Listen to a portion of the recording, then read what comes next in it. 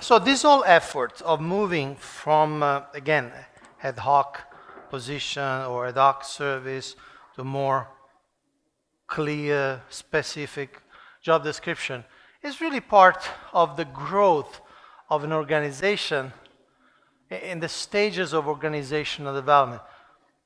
Some of you have seen this presentation. It was the opening address of the ILS 2014 last year. How many of you were in Maipo for the ILS 2014? So I'll keep it short because some of you have seen it.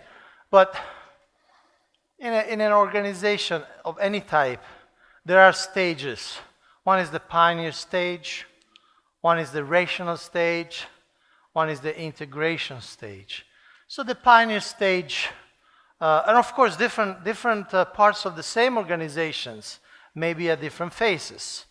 In ISKCON specifically, we have some places where they've been established since almost 50 years. They've already gone through first phase and the second phase, maybe some places they're still in the pioneer stage. And these phases have certain characteristics. The pioneer phase, it's a time of discovery. It's a time of, in one sense, surprise, how much the movement can do, or how to do things. Again, it's a pioneer stage. It's a time of exploration. It's a time of breaking ground. It's a time of establishing roads where there are no roads, where there are no avenues. So then, like, Srila Prabhupada, Tompkins Square Park, no financial support, but he's there, breaking ground, breaking the American silence, introducing people to the Mahamantra, right there on the tree. By the way, the New York City put a plaque calling this the Hare Krishna tree. You can go and visit in Tompkins Square Park. So that's some elements of the pioneer stage. There's improvisation. There are no maps, so people have to improvise. Intuitive decision making. There is no real procedures. People feel inspired to do certain things and they do. This is a family atmosphere. Everybody knows everybody else because the movement is small. Everybody join more or less at the same time. And there's a clear direction. There's no complication. We have to conquer the world and there's nothing else to do, really. There are not many other considerations. And there is a high level of commitment because everybody is the first generation converts. So they chose that life. They chose that life of high commitment. Then with growth, challenges appear.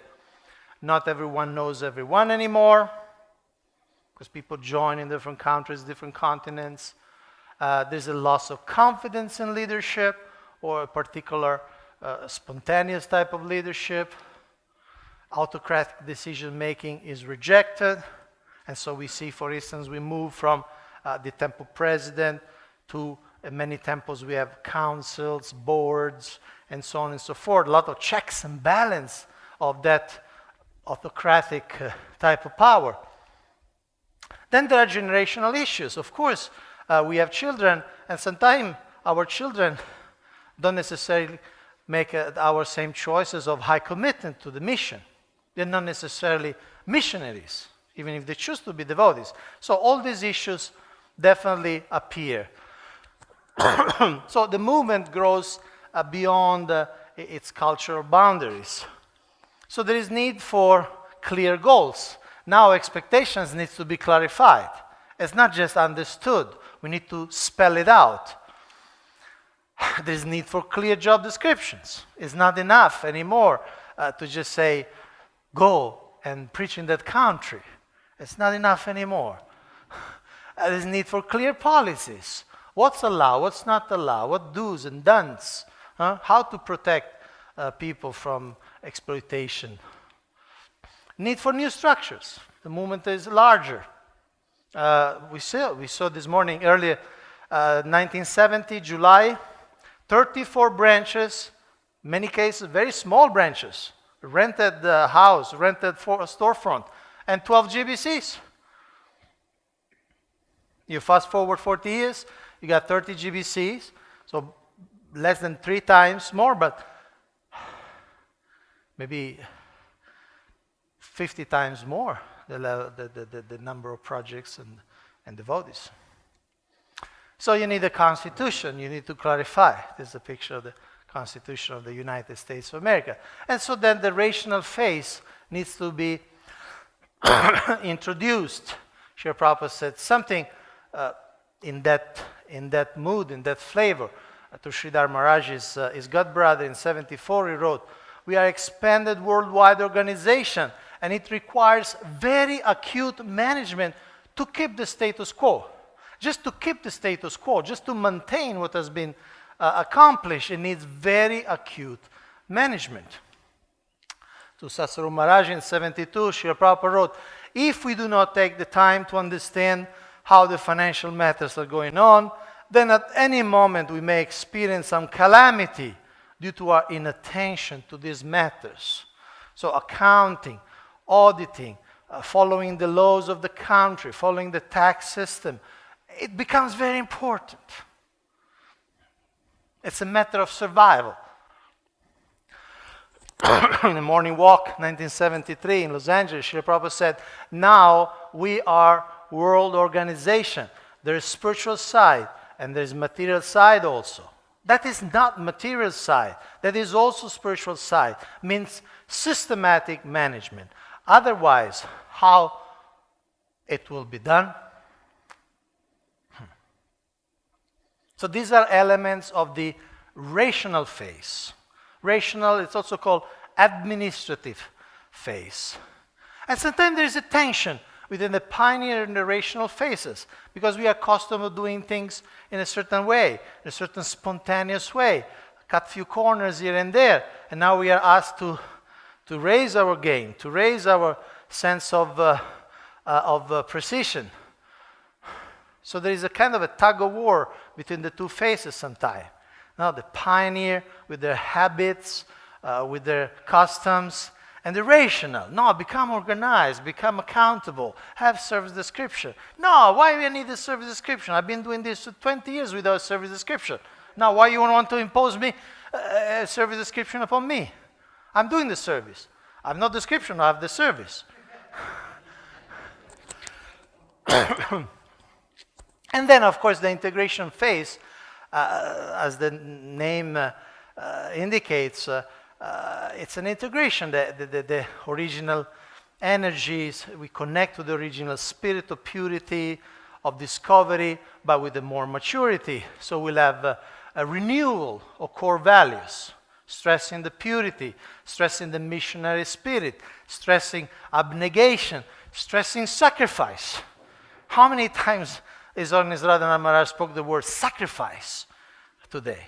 So, see, we are here at the GBC College. We are not just talking administration and management. It starts with sacrifice. Being proactive instead of reactive. Becoming relevant and relatable to our world. We negotiate an identity as the Hare Krishna movement with our host cultures. What is our role in society? We are not just an island of misfits or aliens. We have a role in society. And that becomes clear. Then we build a common vision. And this GBC College very much is centered on this principle. Coming together from all over the world and coming with a common vision. Build a common attitude. In other words, unity in diversity. There is space for a lot of diversity, doing things in different ways, in different places, but there is need also of a unified vision and principles. We won't get into this very much, but just as an overview, every phase of growth has specific problems. On this side, you see from small to large, the size of the organization. In this horizontal is the age, from young to mature. So, in these phases, growth is through, first of all, creativity. We learn how to do things. We start with BTG, we start with books, we start selling books in a certain way, we discover new ways. So the growth is through creativity. But the crisis of this phase is leadership. We had a lot of that in our movement, the Zonal Acharya days, the fall down of the gurus. We have a lot of that experience, leadership crisis. Then, in the next phase, growth is through direction.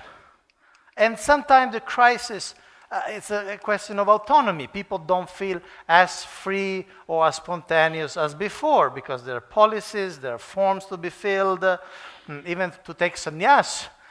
We have the minister right here. Sannyas is the highest expression of social emancipation. But if you want to take sannyas, there is a bunch of forms to be filled, and people ask you all sorts of questions. So, sometimes people feel, I want to take sannyas, you have to fill up 200 forms. It's not so, it's a different thing. And so on. So, I'll let you imagine the other phases of growth and crisis. But again, we are moving from an unbridled creativity to a more rational or a more planned form of doing things, like that. Now, we discussed zonal configuration, the process of creating more manageable rational zones. We discussed the need for new positions, zonal supervisors. We discussed a little bit the service description, or we read the service description. There are certain issues also. The first issue is that the service of zonal supervisor doesn't necessarily come with stipend, maintenance, or travel refunds. So although we are moving towards a rational phase, some of our dynamics are still quite irrational. In other words, we give positions. Some of you have this experience because you are leaders. Sometimes you take a position and there is no support whatsoever. Especially for grihastas who have, of course, if you are a guru with many disciples, generally there's no economic problems for traveling, tickets, people invite you, they wish you to come, they're willing to spend. If you are a brahmachari in a very organized place, you also have support, you have a system of things that actually allow you to do your service. But in many places, you cannot do your service full-time, although it's a full-time service, supervised zone. But still you have your family in some cases, and you need to earn for the family. And this in our moment, unfortunately, it's a very serious problem. We have GBCs who cannot do BGBC full-time. They have to spend time in doing business, not because they like it, but just because they have a family duty that their GBC-ness or the GBC-hood, the GBC service doesn't take care. We have GBCs who have trouble just to find the money to come to 2 meetings a year. Those $2,000, $3,000, $4,000 a year. We had recently our chairman, Anuttama Prabhu, being a chairman of the GBC, running a zone, be the minister of communication, he still had to run his part-time business, especially during Christmas, just to maintain his family. Once, Anuttama Prabhu, you all know Anuttama Prabhu, once he went to an international conference, interreligious conference, and he presented himself, I am the Minister for Communication of the Hare Krishna movement. And one thing they ask, how much is your budget? How much your organization offers you as a budget? And he said, my budget, I'm self-financed. I make money and they did not allow him in. They said, no, you cannot come in because this is a serious conference. People come from international organization. There are budgets for doing what you do. You can't just say, no, I just finance myself. Tamar Prabhu, you laugh, but actually we should cry, shed tears. And there was a Tamar Prabhu, he was our previous chairman, before Tamar Prabhu. He had, even as a chairman of the GBC, to maintain his family, he had to do about 3 hours of online tutoring just to maintain his family. 3 hours a day. And his wife in Alaska has to sell donuts to the devotees. I'm sure they're GBC level donuts, but still, you see, we as an organization, we are not able to even finance our top officers. So there is some imbalance structurally. ISKCON is not poor. ISKCON is rich, first of all, because Krishna is the husband of God, is of fortune. Plus, for projects we find money. But somehow this thing of sponsoring, supporting people who take zonal, continental, or even international position is not there. In fact, in the essays that you wrote, one of you wrote words of wisdom, words of reflection. It seems the service of zonal supervisor does not have financial support associated with it. Right. If so, I strongly believe ISKCON is setting its leader for failure, especially if those leaders are going to be householders.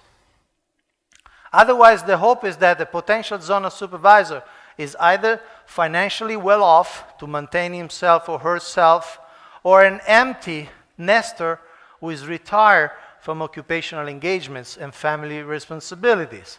But full-time householders, devotees like myself, have very little scope of being able to successfully discharge our duties in this role while balancing all other household responsibilities. These are positions of very great responsibility with movement-wide impact, but without one of the most important resources to support the leaders who might be householders, but without one of the most important resources to support the leaders who might be householders. In one sense, while this service is of a great honor, its attractiveness diminishes without the other integral aspects. Can I reveal who wrote it? Because, it was revealed, it was written in the essays. Can I say? No, I'm asking the one who wrote it, not to... Otherwise, I'll keep it confidential. It's one of you. One of you.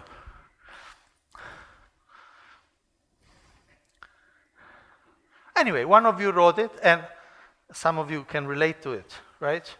Can relate to it. So this is an issue. It's an issue. The GBC Succession Committee put some energy in discussing. They're working something out, but don't hold your breath because we are not really there. We are not really there. We are growing as a movement, but the structures and the dynamics are not growing exactly at the same pace. So this is an issue. Any question on this? You take questions and comments or just questions? Whatever you want to share.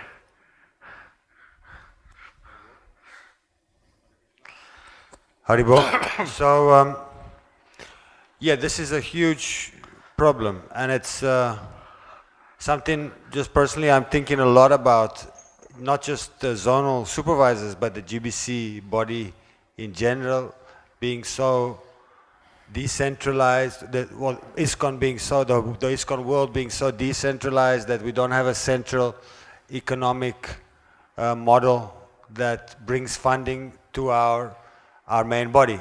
Like we should have a huge 50-story building with people working 24 hours how to spread the Hare Krishna movement all over the world. Like properly, that should be going on, but we don't have that because we don't have a central.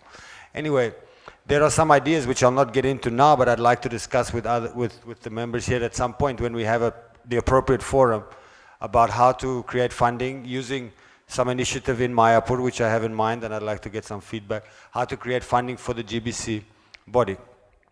Thank you. Thank you very much. So please let me know when the appropriate time to address that. Next break. No, I'm saying I'm very eager. I'm very eager to hear. Let's sit down together. You know, once this SPT, the strategic planning team, and then we'll take to Grand Prabhu, sent me to see a scholar. There's a scholar in North Italy, because I was also born in Italy, so I speak Italian. I was coming to Europe. I went to see him. He's a scholar. His name is Massimo Introvigne. He's the founder of the CESNUR, which is a center of study of new religious movements. And he collaborated with ISKCON in many ways, different conferences, different symposiums. And he knows everything about ISKCON. So I spent 3 hours with him, asking about his experience with other religious groups. He basically said there are groups which are centralized, like centralized, all the money goes somewhere, then they decide, like the Mormons say. Some are very decentralized, and his conclusion was that the truth or the best lies somewhat in the middle. Because he was saying in movements which are too decentralized, the rich branches become richer and richer, and the poorer branches become poorer and poorer. And this we see very much, pretty much in ISKCON too. Some temples are really flourishing, very strong support, congregational project, millions of dollars, and it's to their credit. But sometimes we have third world countries where they really languish, but not just because they're third world, because as soon as somebody comes up a little in quality, they get taken away from the first world countries. And there are countries which never develop, because as soon as somebody comes up a little bit as a leader, it gets snatched away from the first world. Anyway, so there are many issues. So back to this Massimo Introvigne, he knew everything about ISKCON. He knew about the child abuse. He knows everything. That's what he does. He studies everybody. But he did not know about the budget of the GBC.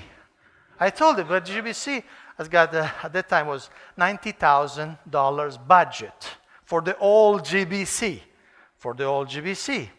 And he was shocked. And he's a very introverted person, not very expressive. But when I told him that, he was shocked. He said, I didn't know this. He knew everything. He knew all the scandals, all the history. But I didn't know that. This I didn't know. And he kept saying, this is nothing. And he was so impressed that when he met other Italian devotees, he kept saying, but you have nothing for your GBC. You have no money for your GBC. Tukaram Prabhu.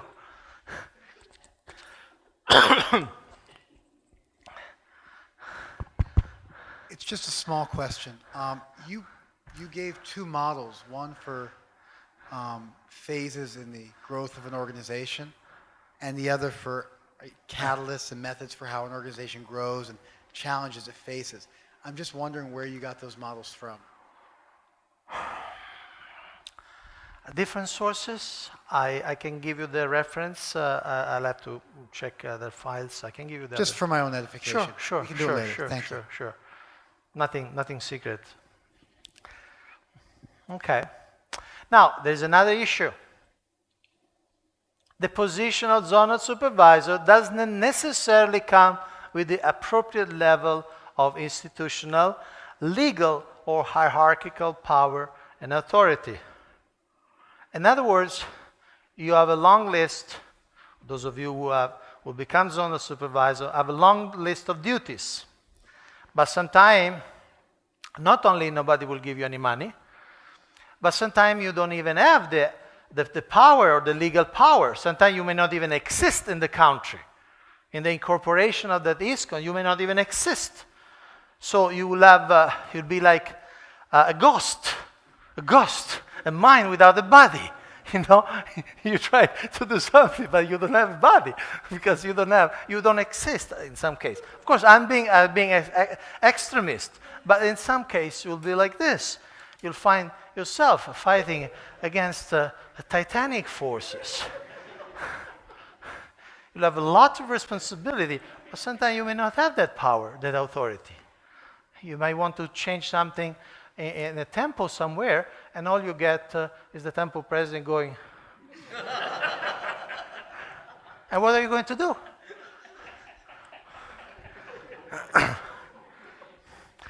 Any question on this? Any comment? Any experience? Some of you might have some experience. Yes, Radhanath Maharaj.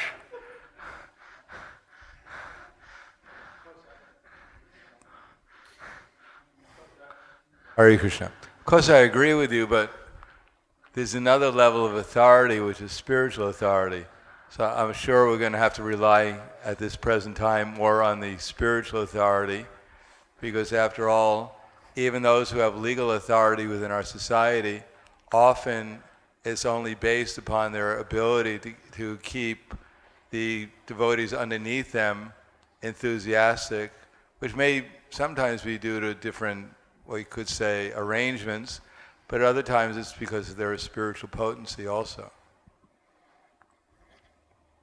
But I'm obviously something has to be more in balance in that aspect too. Of course. There's also the spiritual power that Radhanath Maharaj mentioned about the Brahmanas who dethroned Vena. He mentioned this morning, but we don't use that yet. Yes, I cannot go through. I mean, in the previous slide, we were mentioned about allowance for the zonal supervisors to travel or maintain their families, but we didn't mention the resources we need to run a country, a third world country like in South America or other places that are very important to be able to do something. Sometimes it's another big issue we're facing. It's a big issue. It's a big issue. How we deal with third world, developing countries. You see, what's third world, obviously, it's not a fixed thing. There's a shifting in the world. At the time, in the early 70s, India was the third world. India was the third world. The West had to send people, send the preachers, send money. They were collecting. Actually, would go to India, Food for Life, or International Project. Now, the U.S. is the third world, kind of, or no, not the U.S., but that the West in some case. And India is the first world. India is where the people look at. It's an issue. And it's an issue also in India. I was reading through the notes of a National Council meeting in India that was in Visakhapatnam 2009. And this issue came up. It says, the zonal secretaries generally are temple presidents. Because on the basis of their being temple president, they can then sponsor their service as zonal secretaries. They can travel because they have a basis. So the Indian leaders say, there is a bit of a conflict of interest right there, or at least the potential of a conflict of interest. You're supervising yourself. You're both the temple president and your zonal secretary. So there is a potential for definitely conflict of interest.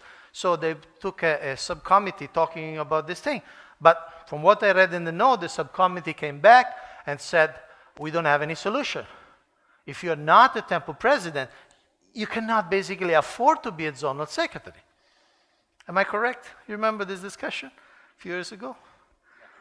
So it's an issue. It's an issue. It's a structural issue we need to look into.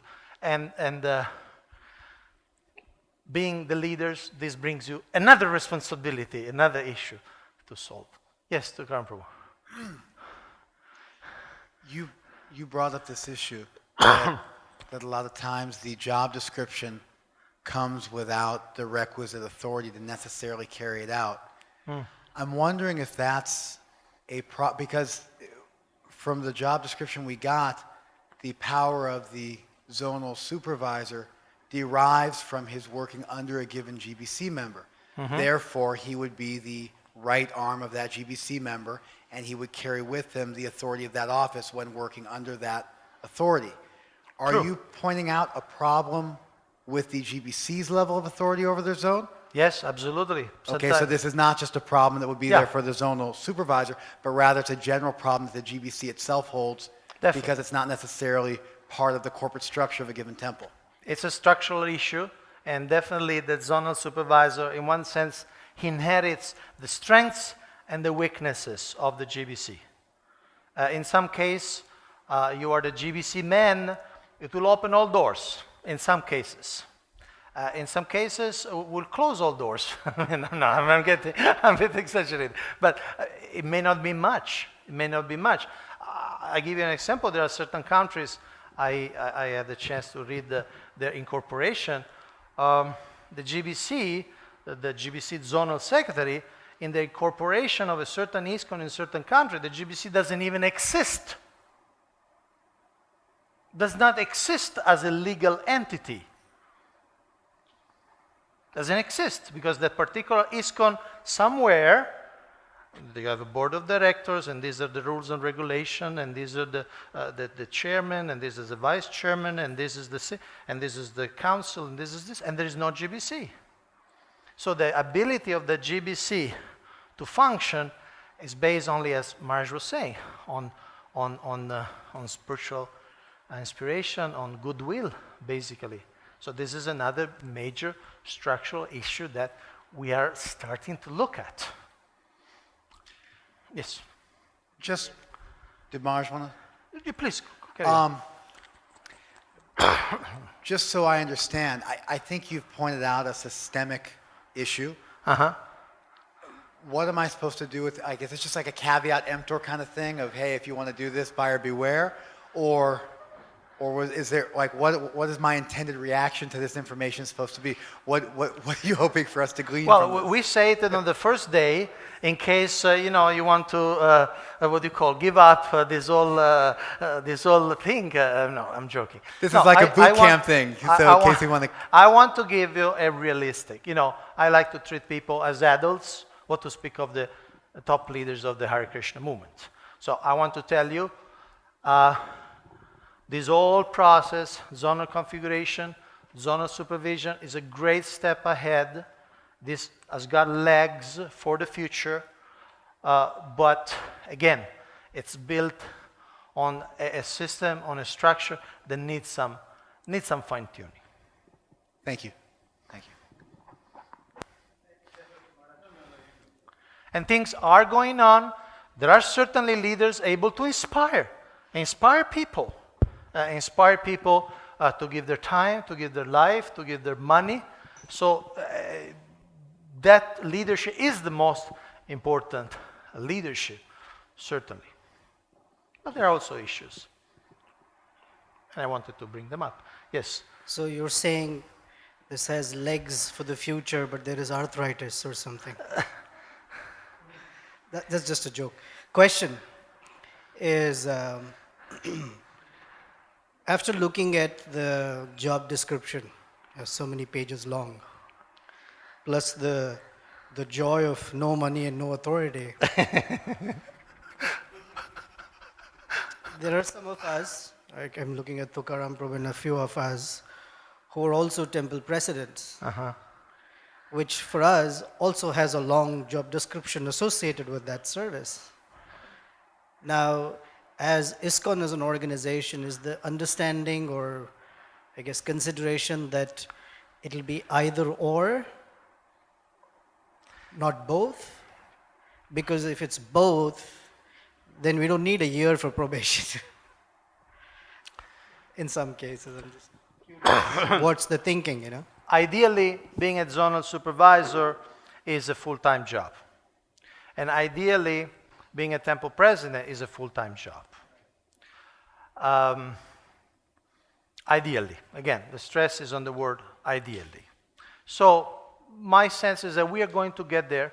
We are going, as a movement, as an organization, we are going to solve these issues. We are going to have adequate facilities, adequate resources for all levels in the organization. And we are going to move from this, could call it paralysis or pathology, that we have to be a temple president to have at least an economic base to do a supervision of a large area. Right now, more or less is like this. More or less, I'm not saying 100%. in some case it's like this. We have to move. It's part of the growth. We have to outgrow this phase, but we have not outgrown it yet. Okay, may I continue the question, if you don't mind, Mark? So I'm a little concerned. I'm not paranoid, I'm just concerned. There's a 1-year probation, right? Without the other pieces in place. So it would have to be considered within that scope that, yeah, you know, that a zonal supervisor may not be able to do all of these things or even start some of these things when the person's wearing 3 hats, not just 2, you know, a temple president full-time job, a zonal supervisor, and as you read earlier, a grahastha maybe with another full-time need. Any wise GBC or any wise assessing group will consider that. I just want to bring it up so that Sure. that it's expressed Definitely. and acknowledged. That's Definitely. Marsh. I just wanted to point out that many times that those who do have the legal authority within a particular place, they don't actually have the hierarchical power or even the spiritual power. That sometimes they're responsible legally for what goes on within the country or region, but they don't really have any say what goes on. So it's quite dysfunctional. And often those who don't have any legal authority, they're the ones who actually have the so-called, well, the spiritual authority or the institutional authority. So it doesn't sometimes work very well. Thank you. Secretary Prabhu.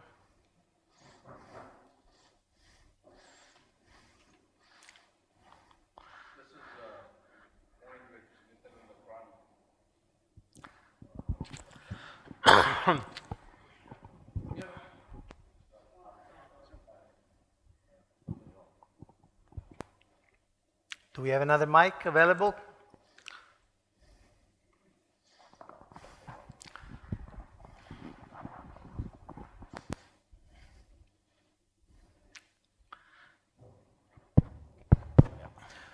This is in, the point which Nitin and the Pran Prabhu was making. Sorry. Ideally, he was saying that somebody has to wear 3 hats. Now that's where, ideally someone who's a temple president, and when he's considered, he or she is considered to take up higher positions, a zonal supervision in this case, ideally the GBC would have considered that the temple is well managed. That means the leadership, when moved up, the temple is not impacted by the absence of that individual. So that is very important to be. Temple is not only an economic consideration. Temple is a foundation of building leadership within our society. So if temple presidents are the ones who are being looked at as the potential leaders to take up zonal responsibilities and eventually probably GBCs, then we need to really analyze whether the temples are really well managed, well looked after, 1. 2, that particular leader, when he or she is moving up, there should have been a succession model in place, that there will be either team of devotees or a devotee who can possibly take that position with the tacit understanding with the GBC that the financial needs of that service would be taken care of. This is just one of the notions we're looking at. So it's not really 3 hats. Essentially, it's the hat which you're moving into, and it's the hat which you need to get detached from. Because now you've got more temples to look after than the temple you're attached to, or that's what the temple was where you were assessed to be considered for a zonal responsibility. Okay. Thank you. Thank you for your all comments. I don't really want to get too bogged down. I mean, I presented this thing because I'm not sure. I don't think it's anything new. I mean, you are in ISKCON since a long time. You know these things. You have seen this thing. You have experienced. Some of you have experience on your on your own life. So I don't think I'm saying anything new. I'm just bringing it up because I want to give a full, honest picture. It's the whole structure of ISKCON, how the money and the power moves in ISKCON, is still a work in progress. It's a fact. It's a fact. Still, the spiritual energy is operational. Things are happening. Devotees, people become devotees. Books are distributed. Projects are, in many cases, being started, flourishing. Devotees are advancing. So we do have the fundaments, but we still need to, tweak a few things here and there. So, okay. So we can talk more. We can talk more over break. For some of you, it may be a major concerns. For some, it's a less of a concern. We'll explore. It's part of our growing together. What happened? Quickly, any other issue or potential challenge that you wish to discuss? Maybe not now, but in the future we could explore. These are all relevant issues. You can think about it. You have another issue or challenge?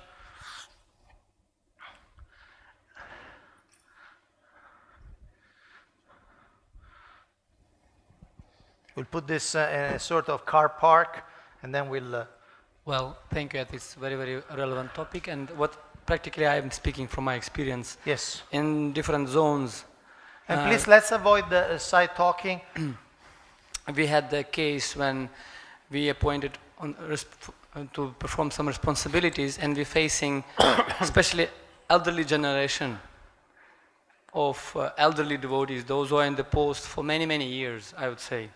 And they're really deep-rooted in their chairs because of afraid of the future, and ISKCON will be throwing us in the sideline or in the streets. If I'll just be uprooted from my chair, and nobody going to take care of me, and this is sad experience in our society sometimes.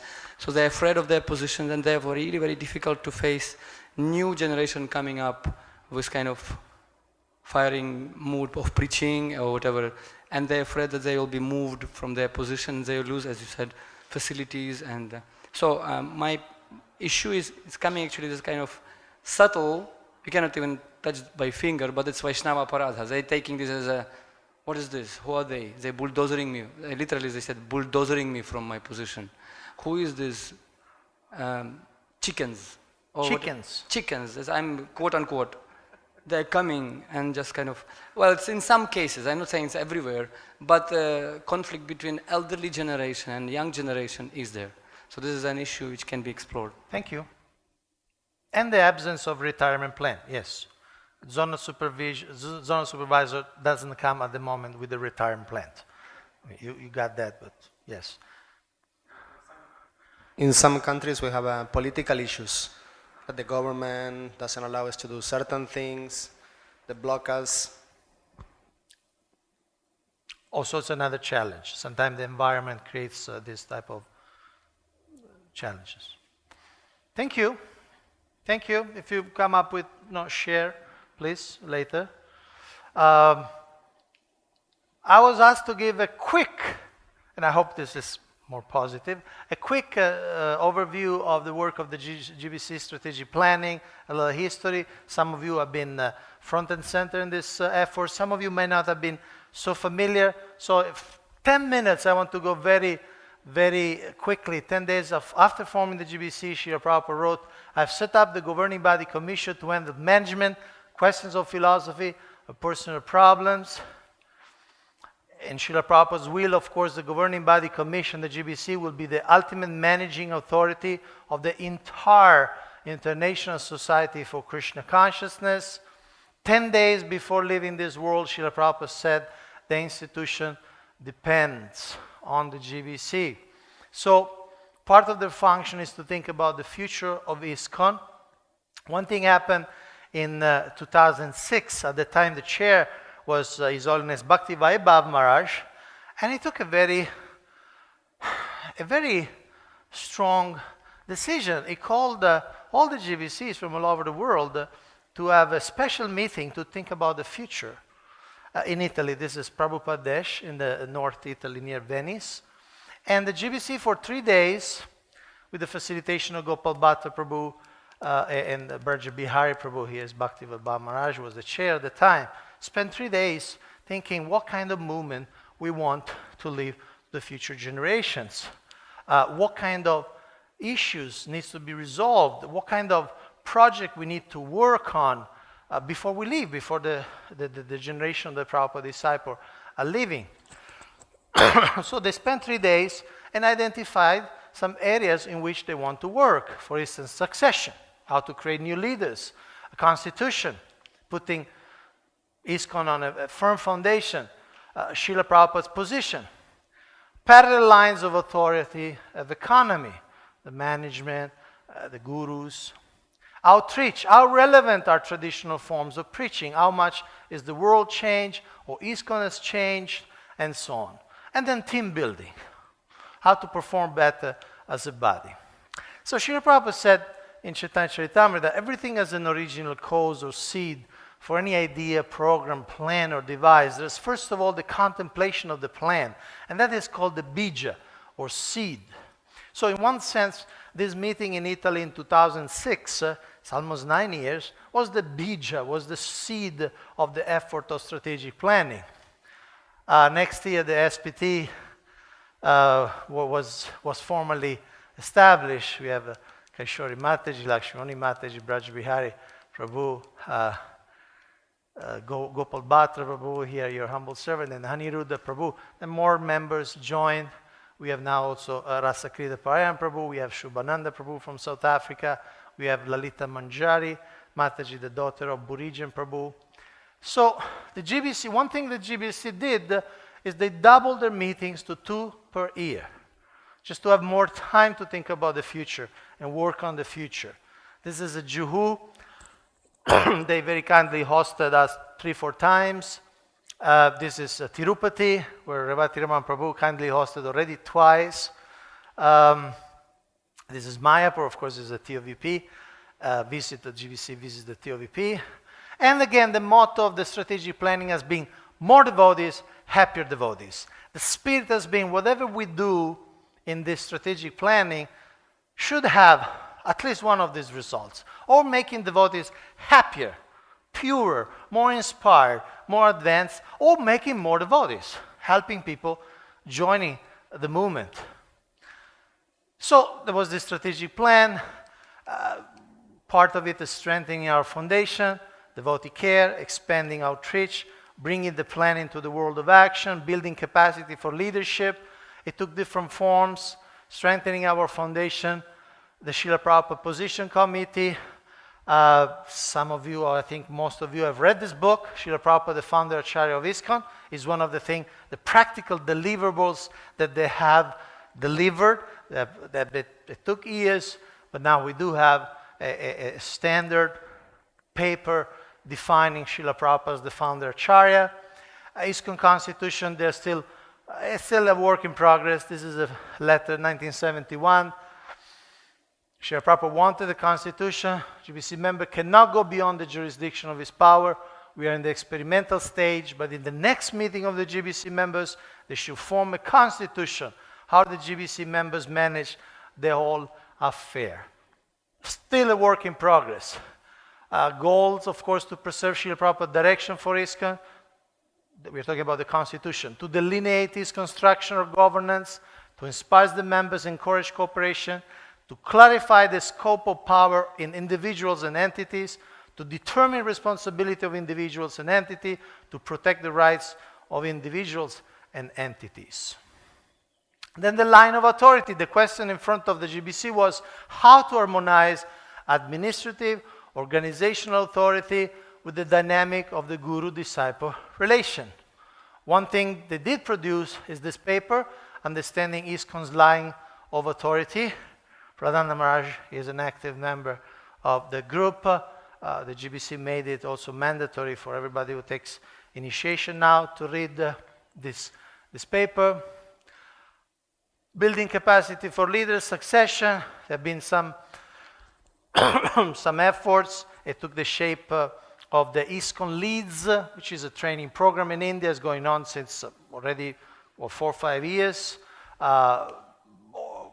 I'm just giving a very, very quick overview. Organizational development, taking a look at the whole world, structurally and also culturally. How is ISKCON doing? And there are 196 countries, according to how you define a country, but say 196, there will be 33 to 40 GBCs. How can they effectively supervise and guide the whole of ISKCON? This is one of our major meditations in ORDEV. Expanding outreach, of course, we have many, many different programs, different approaches that group explores that. Devotee care, they have produced different publications. Some of you have seen these things, special initiatives. This is other aspect, the work of the affiliates. We have many entities in ISKCON which are not maybe legally ISKCON, but there are ISKCON devotees. So it's a major topic of exploration. Conflict of interest, it came to a GBC resolution. Temple development, system and administration. Gauranga Prabhu is the chair of that. They already came up with many standards in the service of different temples. Gurus of the future, how to better prepare the gurus of the future. Third world and developing countries policies. So there are many other special initiatives. Of course, after this strategic planning work, now the GBC has a site, a GBC site you can visit. There are PowerPoint presentation, GBC resolution, videos, documents, resources, ILS presentation, and so on. Other websites like the Vande. Vande means Vaishnava arts for the new devotional era. It came also from this initiative. Then the ILS. In 2012, more than 500 leaders from 42 countries assembled in Mayapur, February 2012. How many of you were there for ILS 2012? Okay, so more than half. We had plenary sessions. We had dozens of seminars. This was the group photo. Some of you may be here. Sure. That's good, yeah, Prabhu? That's you? That's you, huh? Right there. So I'm sure you can find more of us. Different activities. Then we had the ILS 2014. More than 1,000 participants. How many of you were here last year? Were in my... Okay. Then we had the SGGS, the Sangha of GBCs, Guru and Sannyasis. One sense was historical. First time all the GBCs, Sannyasis and Guru coming together. First time in 2013. This is the group photo. And then last month in 2015, it was 3 days. The GBC, Guru, Sannyasis, and the BBT trustees came together. How many of you attended that? Maharaj was there, Radhanath Prabhu. Maharaj, you missed that somehow for some reason. But you were there in 2013, the first one. So the GBC, the Guru Sannyasis, took a look at the past, the present, and the future. There was a lot of group work. This was the group photo at the end. And then, of course, there is the ILS 2016 coming up. It will be from February 24th to March 2nd. And, of course, you're all invited. The dates were just fixed last month. And then, of course, there's this GBC College for Leadership Development. I wanted just to introduce the Board of Trustees. They were elected by the GBC last month. We have His Holiness Radhanath Maharaj. He doesn't need an introduction. I was here for a few days before the college started, so I took the time to read his book, Journey Home. How many of you read that book? So, and wow, you know, you can really see the hand of God on this personality. So today, he will be here today. He will leave tomorrow morning. He will be our main speaker today. He spoke the Bhagavatam class. At 12:30, he will speak another hour. And then in the afternoon, he'll speak again. We have Bhakti Charu Maharaj. He's coming today. At 2:30, he will be arriving. And tomorrow he will teach us on being in Prabhupada Nuga. Of course, Bhakti Charamaj, what to say? He joined in 1977, and during that year, Srila Prabhupada gave him first initiation, second initiation, and sannyas. In 6 months, he gave those. So not a special, very special, nothing unusual. Then you have Romapad Maharaj, very, very renowned, very respected GBC. Very appreciated as chair, as many things. We have Tamar Prabhu. He has a PhD. He has a lot of experience in the educational field. He's actively involved in the building of the online curriculum. He's giving feedback and so on. We have Lakshmi Moni Mataji. She's a living legend. By the way, in 1970, one of the original 12 GBC was her husband. So she's in the GBC circle from the beginning. So she, at certain women, know more than men in certain things. Anyway, she's, of course, an educator. And we have Bhakti Vigyan Maharaj, our very own Bhakti Vigyan Maharaj. He's a trustee, and he's here not really as a student, because first of all, he's here mostly as a teacher, but he's here because he's planning to do the same thing, to open a branch of the GBC College in Russia, Russian speaking. So he's coming here both to teach and to get some of the elements so that he can create the same in Russia. And then we have our president of the college, Rupanuga Prabhu. Sorry, I didn't memorize his bio, but I want to put it on. See, he's the GBC College president. Rupanuga Prabhu is very unassuming looking, but he can't tolerate anything against Rupanuga Bhakti. So anything he sees against Rupanuga Bhakti. So he is Dr. Ravi Katuria, and professor and holder of a James L. and Lynn P. Doty Chair in Operation Management at the Argyros School of Business and Economics, Chapman University, California, USA. Received his PhD in 1996 from Drexel University in Philadelphia. Worked as a production engineer, industrial engineer, operation consultant for over 8 years before embarking on his PhD. Serves on the board of directors at the Laguna Beach Temple in California, and is actively involved in temple management there. So he will be teaching about project management. He will be teaching about time management. He's very expert in time management. He landed at 3 o'clock this morning, and he's here. So he doesn't waste any time. And then we have Gauranga Prabhu. Gauranga Prabhu is an extraordinary personality. It's a little bit like, the Tri Vishnu, the Purusha avatar. One creates the universe, one enters in the universe, one enters in everybody's atom. So he's a trustee, he's ideator of this. His team works on the curriculum development, but he's also the president of this place, the Govardhanaka village. But he also enters as a student and he takes the course. So it's like he's all pervasive in this GBC college. Then we have this guy, I don't know really who is he. I think somebody from Italy. See, he saw it identify, put the Colosseum in the back of the picture. So, last few minutes, overview. We are in the first semester, which starts today, 8th March 2015 to the 20th March 2015. This is your first residential session, first residential experience. Then, after you leave here, up to the 26th September, there will be online courses. You know that from the package. It's very much an integral part of the training. So that will be the first semester.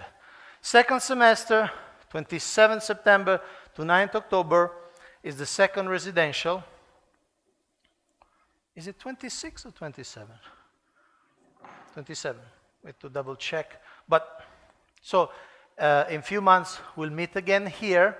And then after that, from 10th October, I put 20th February indicatively, that's Nityananda Trayodasi. So basically that's another section of online courses. And of course, in between all this, you also have your ALP, your Action Learning Project. Sorry, Action Learning Project. Some of you already submitted your ideas. Some of you are submitted, but it's still a work in progress. There will be chances to analyze in depth what you want to do, how to make it as useful as possible for you, your zone, your service. So this is an overview of the GBC College. Just a look in the future, these are the last slides. A wealthy donor, a devotee, donated 3 acres of land to ISKCON. His name is Ajay Perumal.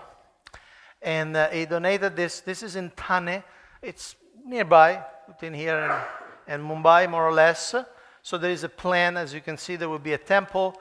And the main focus will be an educational institution which will serve the needs of the local community, the Chopati, and so on. And will also be the permanent place for the GBC College. So these are some of the elevations. See, there will be the Vedic College, Community Hall, and so on. Brahmachari Ashram, different phases, become a tower with guest house, Vedic College residential facility. I understand the work is going to start this year. Okay, so by when this will be operational, probably you'll all be already graduated, but this is the future of the GBC College coming up. There's some more designs. Hare Krishna. So this was the orientation. I hope you found something useful. I'm sure I did not answer all your questions, or rather, I raised more questions than I answer, and that was part of the plan. So now it's 12:22. We take our Gayatri break as quick as possible. Let's say about 10 minutes, 10 real minutes. You'll have a chance to chant your Gayatri, and then we'll be back to listen from His Holiness Radhanath Maharaj on Sadhana for leaders. Yes, Maharaj, please hand over mic. This college that will be in Thane, Ajay Perumal is donating the land, and Srinathji and Keshava are actually building the building for the college and all the facilities. Hare Krishna.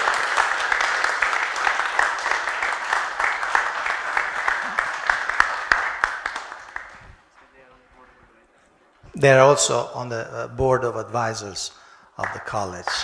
Thank you very much. 10 minutes breaks. Hare Krishna. Gayatri break. Hare Krishna, and welcome, and thank you very much for being on time. We start with a little icebreaker.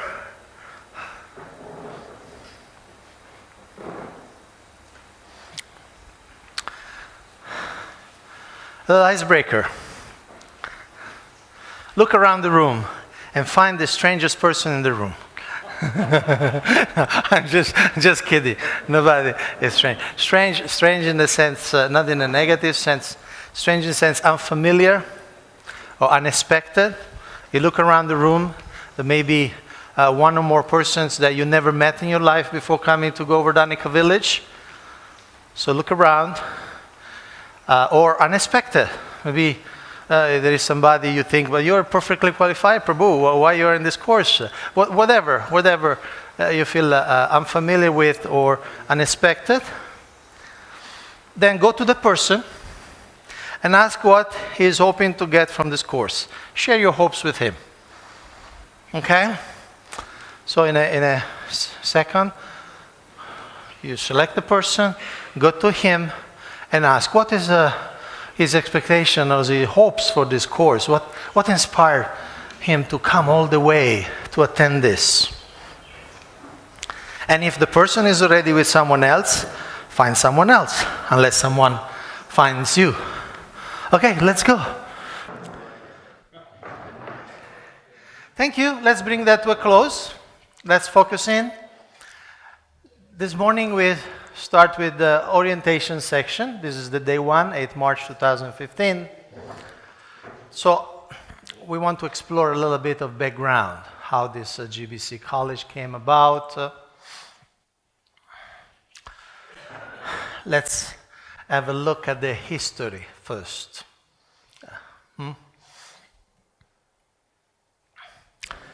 As you know, a few years ago, the GBC started focusing on strategic planning, thinking about the future. And they established a GBC strategic planning team, the SPT, which officially took shape in 2007. GBC strategic planning. One of the first things this group did in the service to the GBC is to take a look at the world. How the world of ISKCON is structured. How the GBC, through its zonal secretaries, manages the different continents of the world. And so we took a look how are the zones are managed, supervised, and we went like this. Oh my God. Because what we saw is some very interesting dynamics. For instance, just recent zonal assignments, some examples. And this is obviously not a criticism of these great stalwart, these great heroes that take so much responsibility. This morning, Radhanath Maharaj was speaking how leadership means taking responsibility. There are devotees who are world champions in taking responsibility. So we look at these zonal assignments. For instance, Gopal Krishna Maharaj, His Holiness, is responsible for a large swath of land in India, which include Delhi, Mumbai, and central India, North India, hundreds of millions of people. Just Uttar Pradesh itself is more than 200 million people, and so many temples and devotees and projects. Add Sridhar Mayapur, to that add Northeast India, Mizoram, Manipur, Nagaland, to that add Pakistan, to that add most of Canada. To that, add the Golden Ring of Russia, a place rich in devotees and activities. To that, add the regions of southern Russia. And to that, add Moscow, 10 million people and hundreds of devotees right there. To that, add the 6 countries in Africa. In case Maharaj finds some free time, he doesn't know what to do with. He has 6 countries to oversee and preach into. And if that's not enough, add Azerbaijan. And there is some spare time, add also Myanmar, Burma, just in case. Bhakti Purushottam Maharaj. He has this whole area in the Middle East, Bahrain, Kuwait, Oman, Qatar, Saudi Arabia, United Arab Emirates, Jordan, Yemen. Sorry, he has got the 2 Koreas, South and North Korea. And then at this area of the world, there are more than 500 million people right here. And there are entire countries like Nepal, Bangladesh. West Bengal itself is more than 90 million people. So we took a look at this, and then we asked the GBCs. We took a survey in April 2008, and we asked the GBC, it seems that these zonal assignments present some anomalies. Some zones are spread over many continents. Some are just apparently humanly impossible.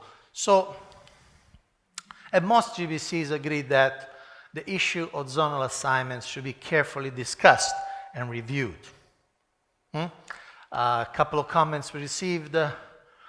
I strongly agree. We need zones that they can survive and transcend an individual and that have their own sustainable logic. Another GBC member said, I strongly agree. It's a mess that's been developing in a random way for 30 years. And of course, there are historical causes. We will not get into the details. Sometimes there have been emergencies, important GBCs, also serving as guru. He lives ISKCON, then somebody needs to cover that area, and the same thing happened in another place. That area also needs to be covered, and so then you have a mapping which is really not so rational or planned. Let's take a look back, 28 July 1970. That's the day when Srila Prabhupada established the GBC, the Governing Body Commission of the International Society for Krishna Consciousness. At the time we had 12 GBCs and 34 ISKCON branches. That means less than 3 branches per GBC. So we fasted forward 40 years later, we saw how the zone expanded. And in one sense, it's a good problem.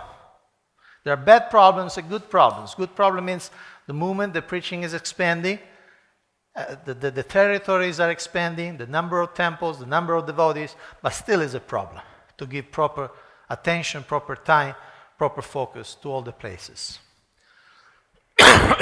Sorry. 5 years later, the GBC passed a resolution quoting Srila Prabhupada. GBC has divided zones based on recommendation of Srila Prabhupada. The GBC members should have jurisdiction over no more than about 6 temples. So, 6 temples. Now we have GBCs who have actually dozens and dozens of temples. And in one sense, the temples nowadays are much more complex than 75. Because in 1975, the temples were small communities, temple-centered, and now each temple generally has an expanded congregation, children, grihasta, many projects, and so on. So, a few examples from zonal assignment in 1975. We have Rupanuga Prabhu. She had six temples in the Eastern Coast, Boston, New York, Philadelphia, Washington, D.C., Baltimore, Atlanta. You can practically drive to these temples and cover that zone again and again. Radhanath Swami. You had New Vrindavan, Pittsburgh, Cleveland, Buffalo. That's it. You can see. You're all leaders. It's a manageable zone. You can be in touch. You can visit often. We moved to Europe. Hamsadutta Prabhu. You had London, Bhaktivedanta Manor, Frankfurt, Berlin, Copenhagen, and Stockholm. Again, same pattern, 5, 6 temples. Now, in October 2008, the GBC Organizational Development Committee, known as OrgDev, was created. And some of you are members. We have Rasakrida Parayan Prabhu, Revati Raman Prabhu, Gauranga Prabhu. So naturally, this project of zonal configuration, zonal exploration, came under the purview of OrgDev.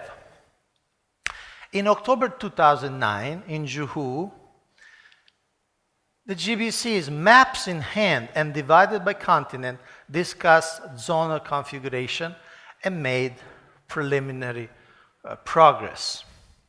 In other words, we went to the library in Juhu, round tables, a little bigger than this. We had GBCs from different parts of the world. They sat around the table with maps of their continent, and they started seeing how this continent could be carved in a more rational way, in a more manageable way. And I want to share a quote. This is from a conversation in 1972.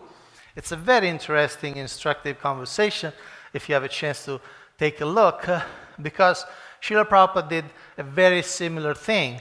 He pulls out the map of the world, and together with the GBC, they discuss zonal configuration. Srila Prabhupada says, so fix up that zone. Take this map. First of all, find out that zone. What would be that zone? First of all, make up zone. First of all, divide the whole world. It does not matter who goes where.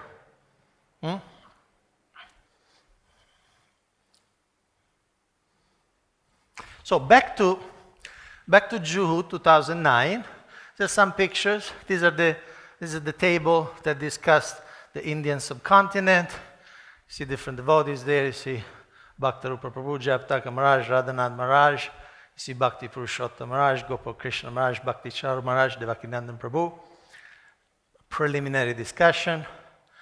We had the Russia, Middle East, and Africa table.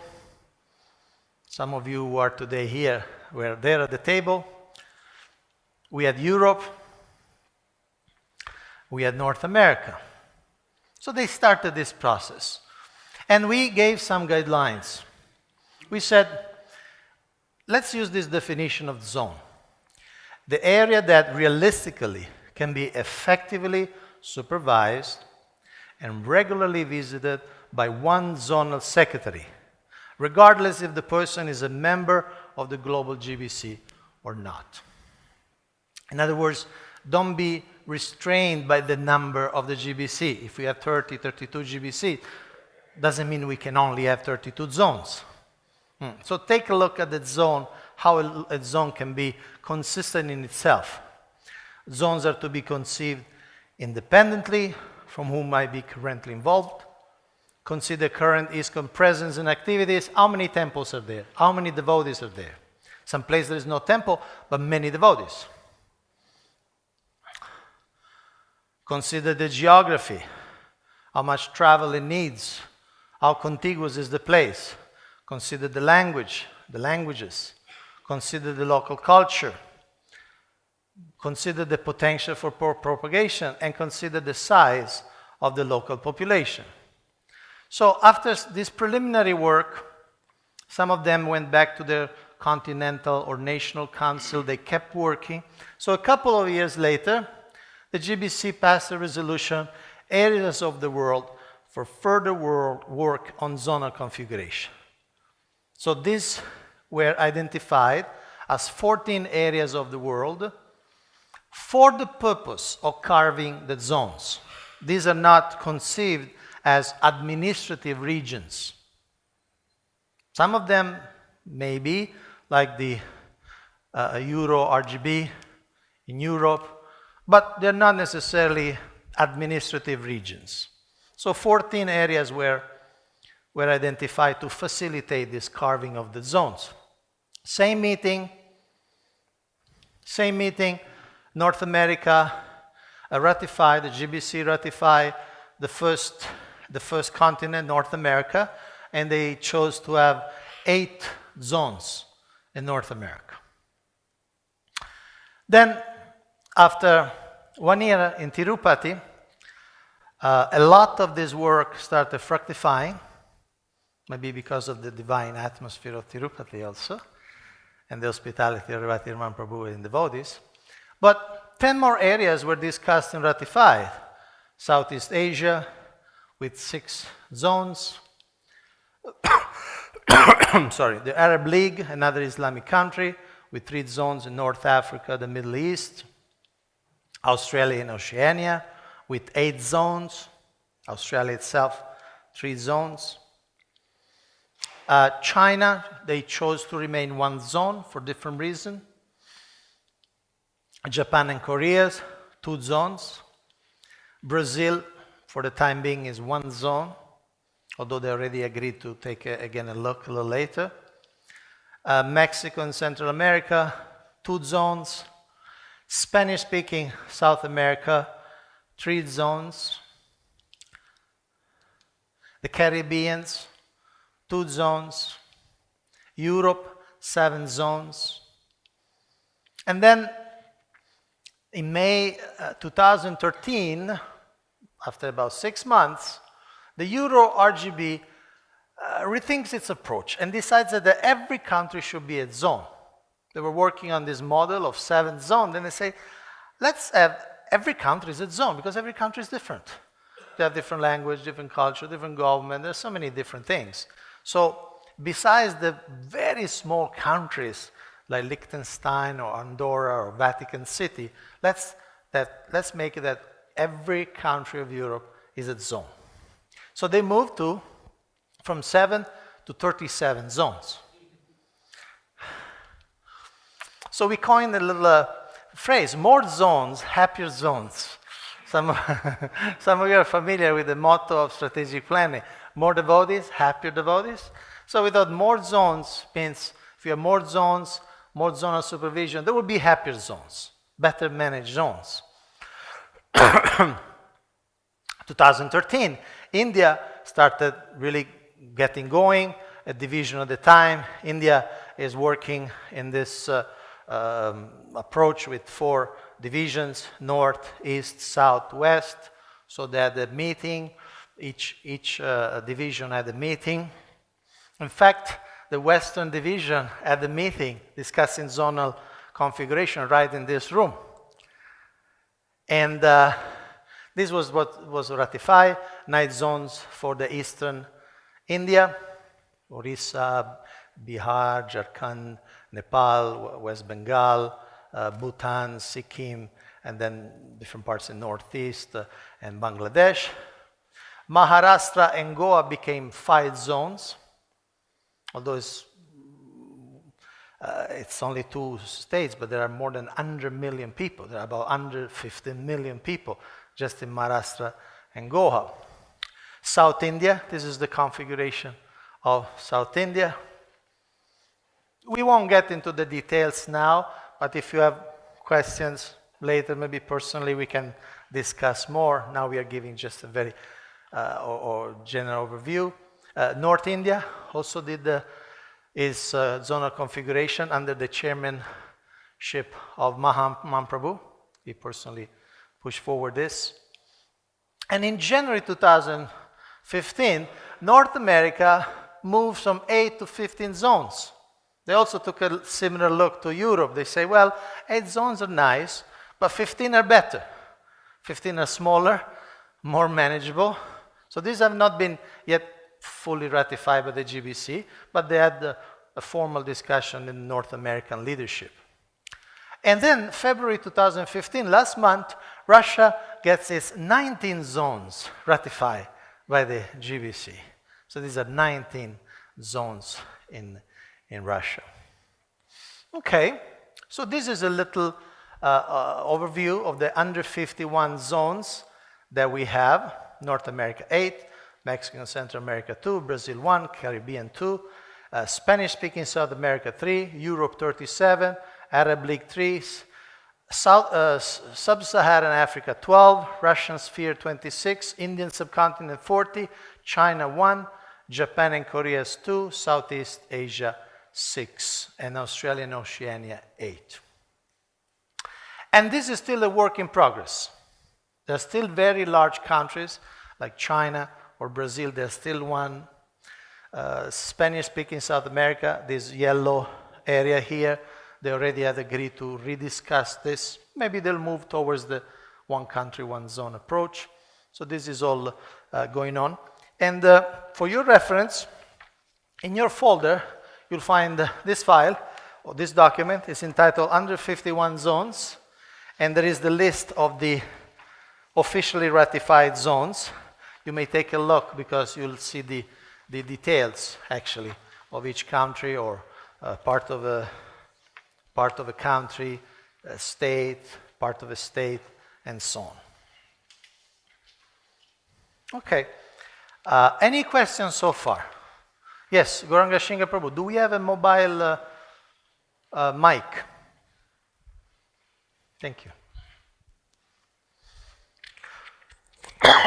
Haribo, Yes. are there currently devotees taking care of those 151 zones? Right now, what we have is the whole world is covered by GBCs, and some GBCs they already have different posts or positions. In some places they call it zonal secretaries, like in India. In Russia they call it regional secretaries. Those 19 zones are already areas overseen by 19 different regional secretaries. In other places, they call it national secretaries. So there is already some arrangement, a little bit ad hoc, but again, there is no uniform terminology, and there is no uniform or often even formal job description. What is their duties? Like that. Thank you.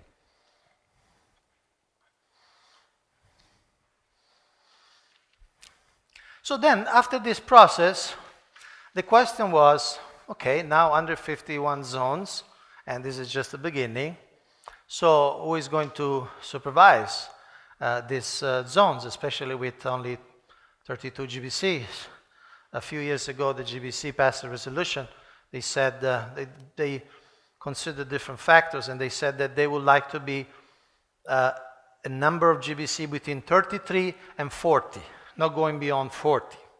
So right now there are about 33 voting GBC members.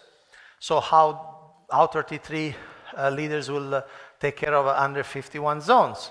So this concept of the zonal supervisor took shape, was created. It was created in February 2014, about 13 months ago. It was a cultural shift in some ways. First of all, from varieties of titles to a standard nomenclature. Of course, so far, nobody has this title. I will explain why. But the movement is towards going to a standard nomenclature. Then, also moving from ad hoc engagement to job description, to clear service description, clear duties and responsibilities.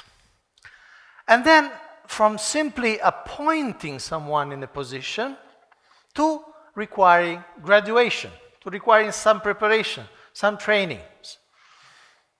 For instance, there is this ISKCON law, 5.6.1.1 from 1979, pretty old. It says individual GBC members may see the need for appointing assistants who will have greater responsibility than temple presidents and who may be known as regional secretaries. And this is still a valid resolution, still a valid ISKCON law, but as you can see, it's simply by appointment. There's no description of specific qualification, prerequisites, education. So this movement to zonal supervisor, again, it's a cultural shift to a more organized, to a more planned system of succession. You going to fix this color? So let's take a few minutes. In your folder, you'll find this document. At the top, you'll see unpublished. This is the resolution passed in February 2014, a year ago, that established this zonal supervisor position, at least conceptually. So take 2-3 minutes, take a look. Some of you are already familiar with the service description, but let's take a look to refresh ourselves, because this is central to the work of the GBC College. Take a couple of minutes, and then we'll discuss a little bit.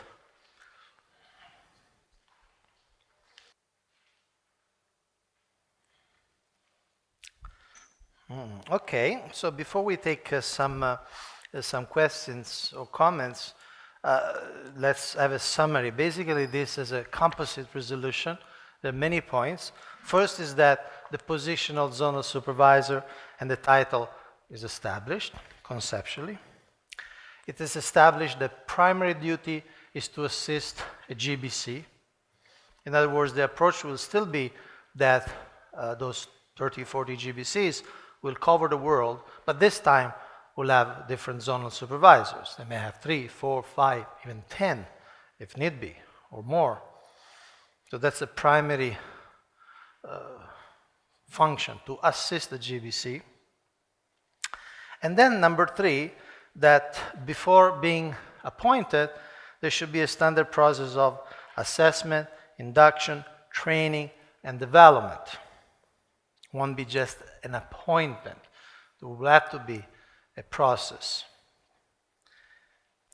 And then this established that by the midterm GBC meeting 2014, that means last October, the SOA, which is the GBC Succession, Organizational Development, and Appointments Committee, and we also have some of members here. We have Radhanath Maharaj, His Holiness is the chairman of the GBC Appointments Committee, the committee that screens and processes the candidates for GBC, or those who could become candidates for GBC. We have Rasakrita Paran Prabhu, who is the chairman of the GBC Succession.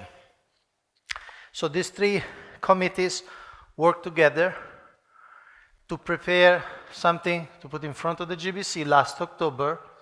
This will be the training that we proposed.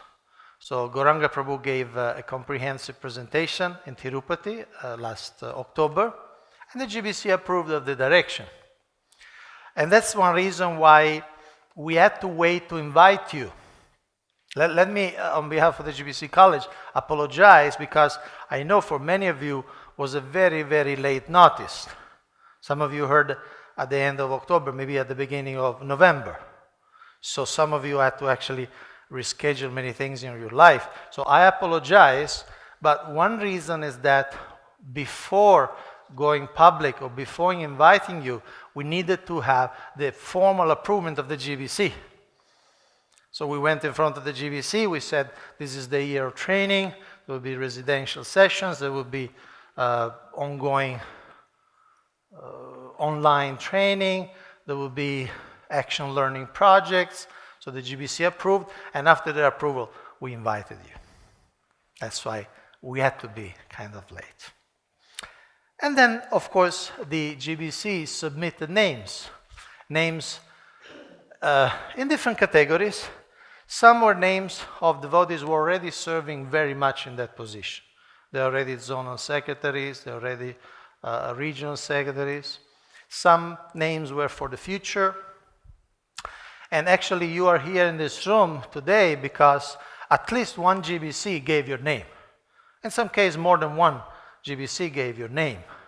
So you have been nominated. You have been nominated, and in fact, we got more than 200 nominations.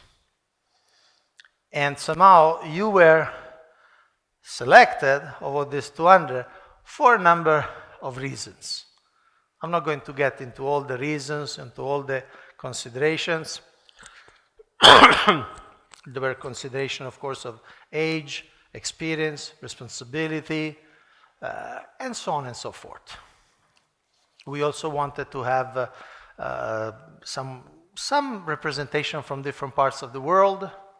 So we have now devotees serving in North America, in South America, in China, in India, in Russia, in Africa, in Europe, and so on. But there were many considerations. Any question on the document we just read? Mathuresh Prabhu. Yes, thank you, Prabhu. Is this a resolution, is an official resolution of the GBC because it says unpublished? What does that mean? It is official. Unpublished resolutions are official and fully valid. They are 100% valid as the published one. There are certain reasons why sometimes some resolution is unpublished. In this particular case, one consideration was that 6 months before, the GBC had approved their own service description as zonal supervisors.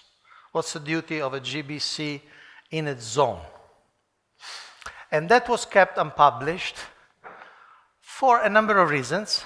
Also because they really wanted to see how it would work like that. So it was kept unpublished till the 2016. For a couple of years it was kept unpublished.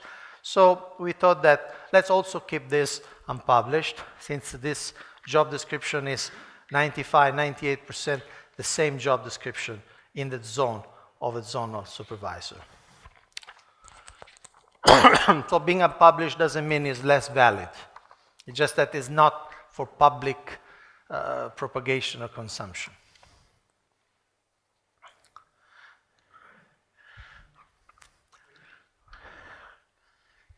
I can tell you something more. I don't know if I should tell you, but I'm going to tell you.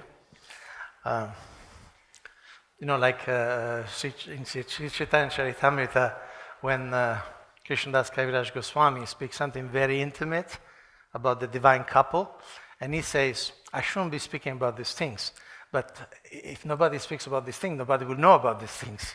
So one other reason, and it's a side reason, because many of you are in the GBC circle, some of you will become in the GBC circle, some of you are already serving as GBC deputies. There's also the consideration that sometime making a resolution unpublished makes it a little easier to get passed. Don't tell anybody. Don't tell anybody. Because this was, again, a composite. This is a composite resolution. There's a lot of things here. So making it published, a little helps. A little helps. Yes, ma'am, Prabhu. Prabhu, in some zones, like in India and many other countries, perhaps they have zonal secretaries. So what is the relationship, or what is there any difference between the zonal secretaries, zonal supervisors, or any relationship between them?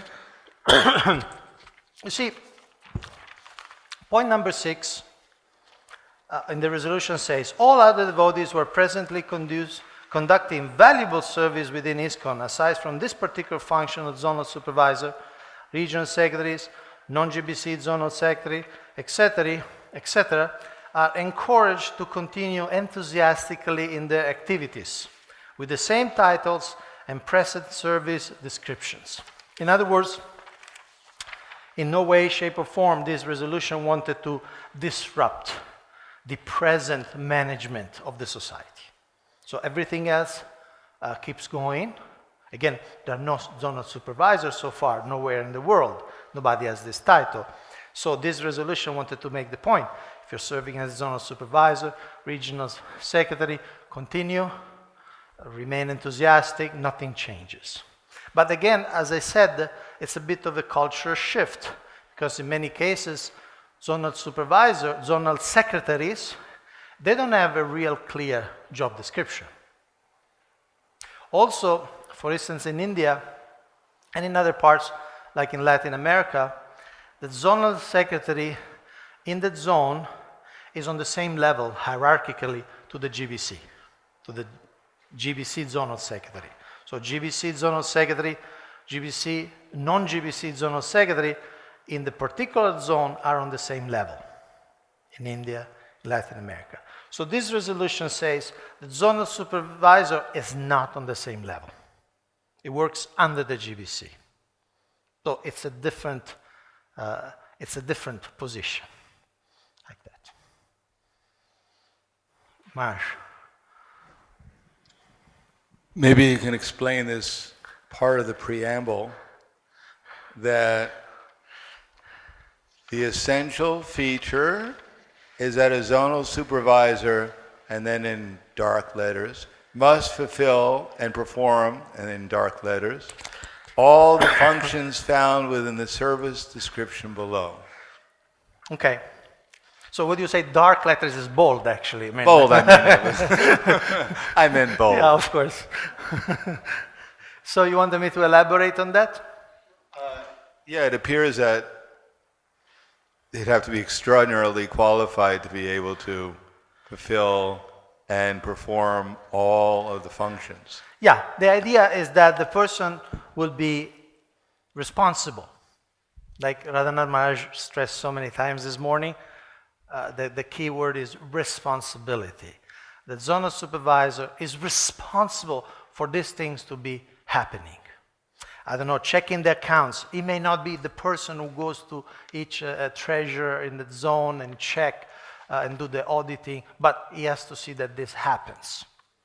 He has to be organized enough, ideally to have staff, to have assistants himself, so that these things get done. Some of the things may be doing it individually, directly, personally. Some may be delegating, but he or she has to see that these things get done. So that's the spirit. Ekanath Prabhu.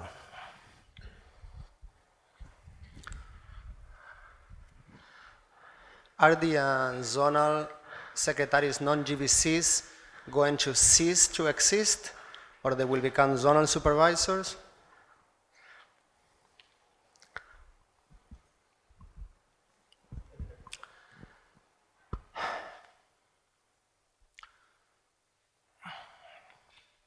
See, I don't know the future. That's above my pay level, you know. So I don't know the future. What I know is that this whole effort, this whole initiative is towards uniformity, unification. The principle is that we have one movement, the International Society for Krishna Consciousness. There will be a lot of variety. On the ground, there will be a lot of different realities. Some place we have temples, some place we don't have temples, like in China or the Middle East. So we'll work differently, but we want to have some level of uniformity. Uniformity in terms of titles. Like if you see the Catholic Church, the Christian Catholic Church, all over the world they have bishops, they have cardinals. A cardinal is a cardinal in China, in the Philippines, in Angola, in Rome, there are cardinals. A bishop, like that. So we do want to move towards a uniformity in titles. There will be translations, of course, and sometimes is required, because the sound may not sound exactly, but we do want to move towards uniformity. Uniformity in title, in service description. And so, again, I don't know the future, how things will develop, evolve, but certainly there is a movement towards unification, standards. And especially this aspect of from simply appointing to requiring graduation. We want to have a cadre, a class of leaders that can speak the same language. We are talking about project management or time management, and all the leaders at that level will know what we are talking about because they have been through different similar courses, similar training, so they are on the same page, so to say. So, yes, ideally, different things that are already existing. And again, it's not just zonal secretaries. There are regional secretaries, nation secretaries. There are many type of nomenclature. The desire or the approach, the wish is that eventually they come to a common level of training and development. They come to a common terminology, and they come to a common service description. Yes. Trilokatma Prabhu. In the document, it is mentioned that the name for the service, the zonal supervisor, is not the best. Is there any other alternative of name for the service? Pardon? The name of zonal supervisor is not the best. It is mentioned here that whether there is any other idea. Well, what's mentioned actually is that whereas the term regional secretary is not considered ideal for universal application. I tell you a little background. See, ORDEV, you may not, I mean, you don't know probably, but ORDEV for years has discussed just the issue of the title. Because titles have value, titles have importance, and titles should have equity.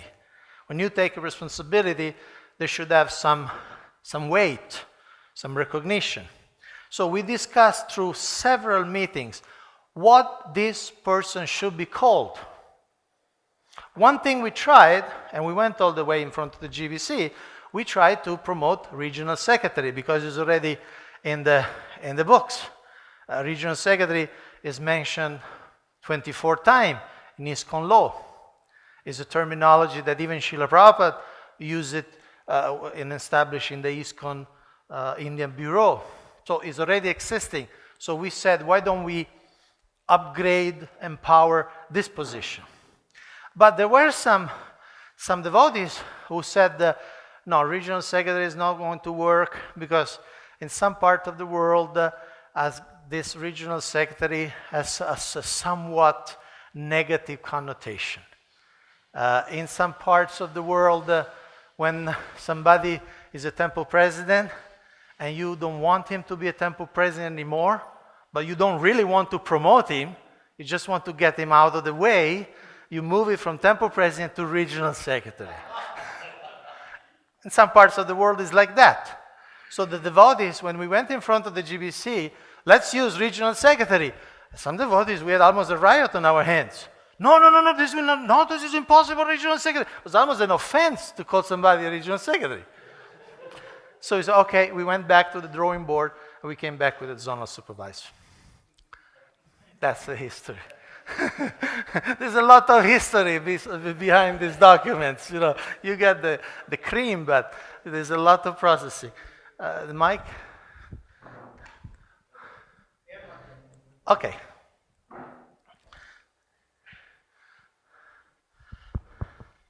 So I do want to thank Gauranga Prabhu and all of you for, I guess, bringing us here. And I see, in general, the idea of the notion of zonal supervisor is a very progressive thought within ISKCON. You know, especially it says from simply appointing to requiring graduation. That's very progressive. And in the idea of progression or progressiveness, you said there were different reasons why this mix is in this room today. I'm just curious, why no women in the progressive thought? Is it because not enough women have been nominated, or just curious? Not a lot of women were nominated. A few were. Like, for instance, Praharan Prabhu or Mataji, depends on where you come from in the world. Praharan, she's already doing the work of a national supervisor, GBC assistant for Canada, and what I hear, she's doing a great job. And she was nominated, she was invited. In fact, she went so far as writing all the essay questions, and she wrote very articulated essay questions. But she could not manage her travel to come here this year. So we are going to invite her next year also. But there were not many women nominated for the position. It's a fact.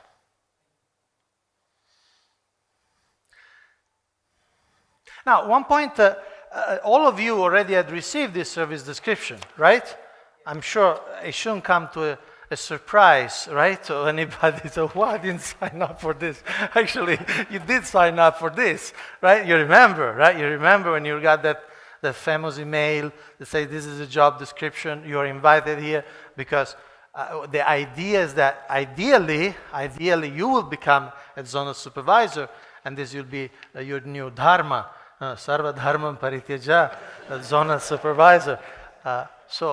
So you knew about that, but we wanted to spend some time, especially because the mood of the college, the mood of the curriculum development has been that anything that will be presented in this college is to help you doing the service.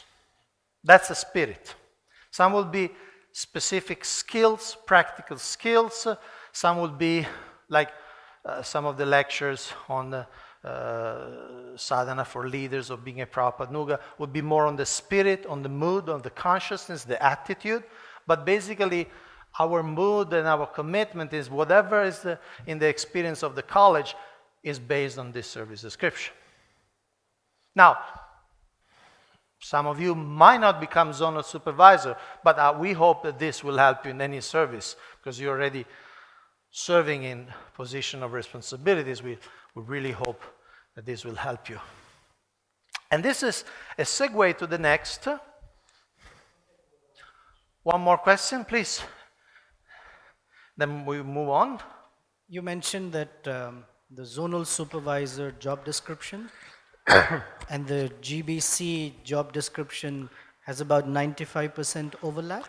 The GBC zonal secretary. Zonal secretary. In other words, yes, the GBC responsibility in the zones, besides the global responsibility, but the zonal responsibility are basically the same. So what's the 5% or also different? What are But I would say even less than 5%.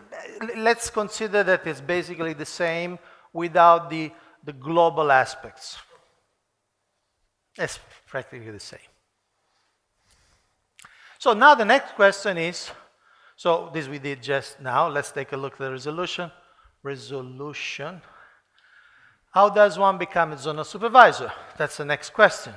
In fact, when we invited you, we didn't tell you. We didn't tell you how you become a zonal supervisor. And we didn't tell you because we didn't know. In other words, we had some idea, but we had to go in front of the GBC.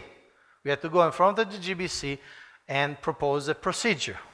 So last month, just a month ago, it was on the 6th of February, so just a month ago, we went in front of the GBC with a different proposal, and the GBC approved this procedure.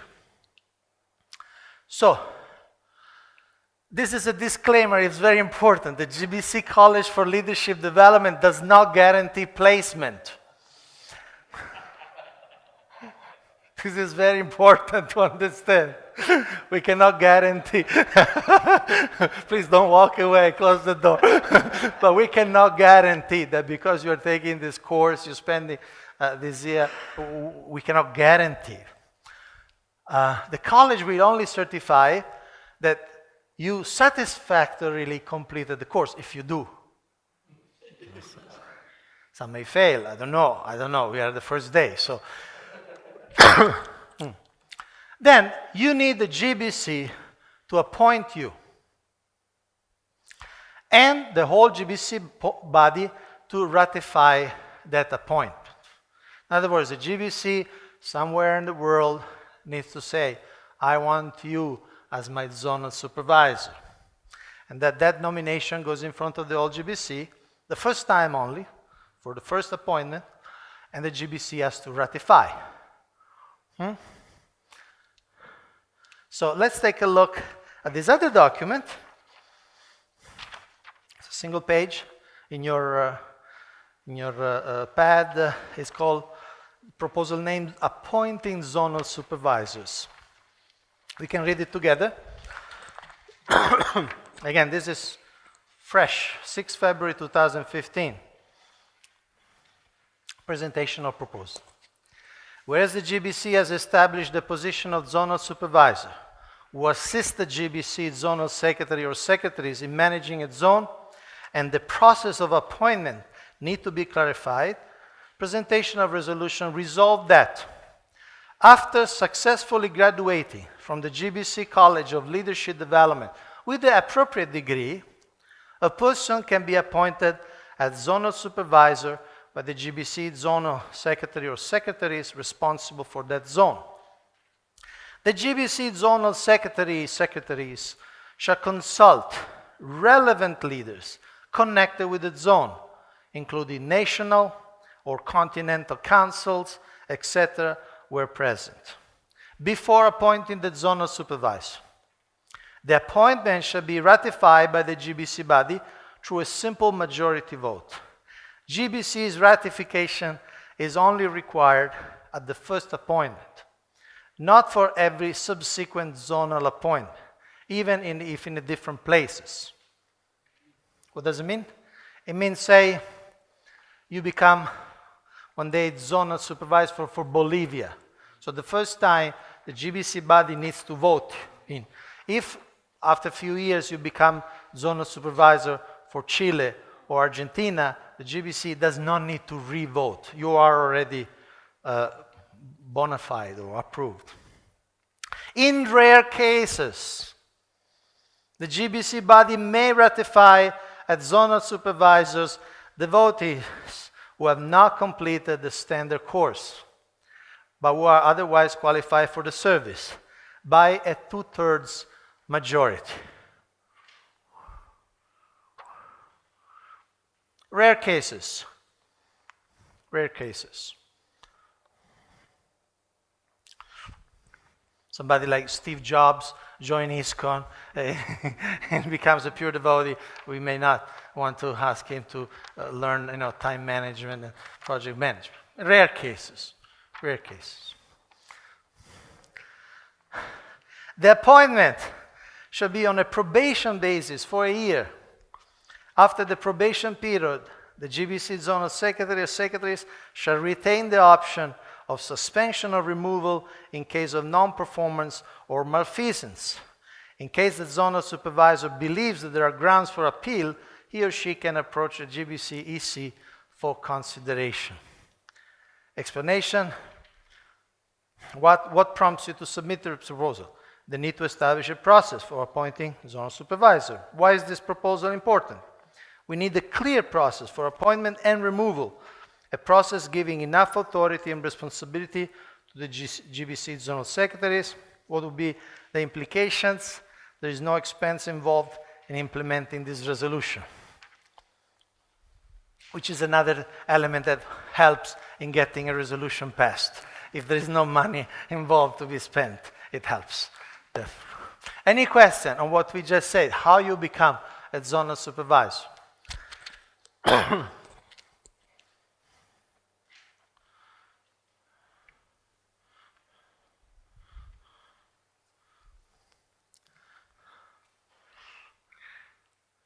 Any disappointment, any surprise? It's quite fair. It's fair, no? It's fair. Of course, if you say it's unfair, we take out marks, but don't worry. Yes? So what is the role of the national bodies in this? Okay. India is a complicated... Well, the conclusion is that a GBC, before appointing a zonal supervisor, as you can see here, shall consult relevant leaders connected with its zones. Shall means should, must. It's a formal expression to say must. In other words, somebody is, say, appointed in South America. The GBC should talk with the National Council, should talk in that case with the Latin RGB. Now, not necessarily these bodies have a veto power. In other words, GBC goes to the National Council. I'm thinking of such and such. And some people say, well, I don't know if it's a good idea. The GBC can still go ahead. But they should consult. In other words, shouldn't come just out of the blue. The GBC will consult with the relevant leaders. In some cases, it will be a national council. In some cases, it will be a continental council. In some cases, may not be need even of the whole national council. I'm just giving an example. Maybe in South India, they want to, the GBC in South India wants to establish a zonal supervisor. May not be necessary or indispensable that the whole India speaks about a person that maybe nobody knows. Only in South India they discuss. Maybe the divisional council will be kind of enough. But it should be some consultation. That's the spirit and the letter of that. Nityananda Prabhu.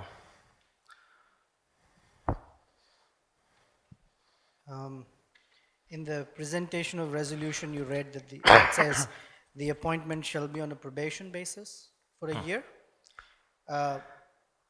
Fair to assume that after the year, there will be some formal evaluation discussion? Because it just talks about removal, but doesn't say some formal, approval or appointment thereof. Yeah, it has been a question of time. ORDEV, which as you can see is the entity or the formal body that went in front of the GBC with this proposal, was discussing this. We had discussed actually last month, should there be some formal assessment? We discussed, but there was not time to come to a conclusive package.